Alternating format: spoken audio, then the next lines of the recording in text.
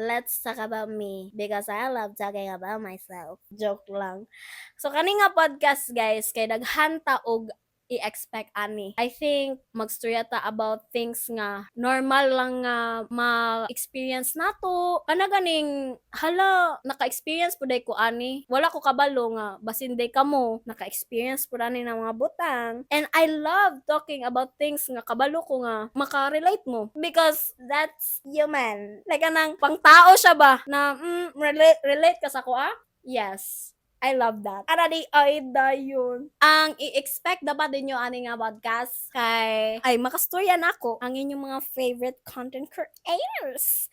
Abangan lang jud ninyo kung kinsa ko ang mga makastorya. Pero I think naa na mo hint kung kinsa ko ang mga makastorya. Ara di ay dayon.